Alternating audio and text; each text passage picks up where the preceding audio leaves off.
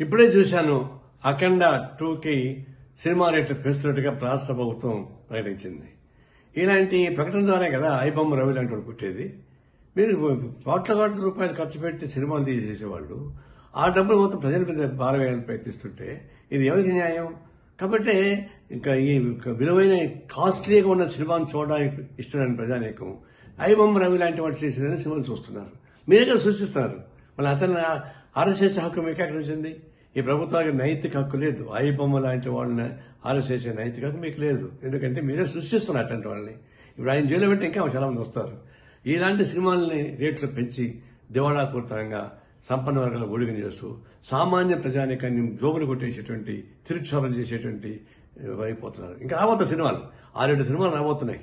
అవి ఎందుకు పెంచుతారు ఇంకా అంటే అట్లా పెంచుకుని పోయి ప్రజలను భారం వేస్తుంటే ఇట్లాంటి ఐబొమ్మ రవి లాంటి వాళ్ళు చాలా మంది పుడతారు.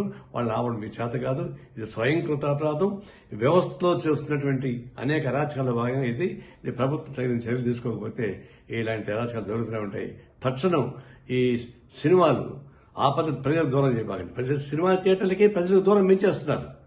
సినిమా థియేటర్లు 100 రోజులు 50 రోజులు ఆడుతూ ఉంటే జనం చూస్తారు. సామాన్య ప్రజానికి మీరు 3 రోజులు మొత్తం డబ్బులు వారుకున్న తర్వాత అది ఎవరు చూస్తారు? అంటే సినిమా థియేటర్లకి ప్రజానీకానికి దూరం చేస్తున్నారు. కళామతలకి ప్రజలకు దూరం చేస్తున్నారు. ఇది అత్యంత ప్రమాదకరమైన ధోరణి. ఇలాంటి విలాసవంతమైన సినిమాలు తీసి వాళ్ళ నష్టం అవుతుందని భయంతో ప్రజల మీద భారం వేస్తే ఇది ప్రజలు ఊరికే ప్రసక్తి లేదు. మేము తీవ్రంగా ఖండిస్తున్నాం.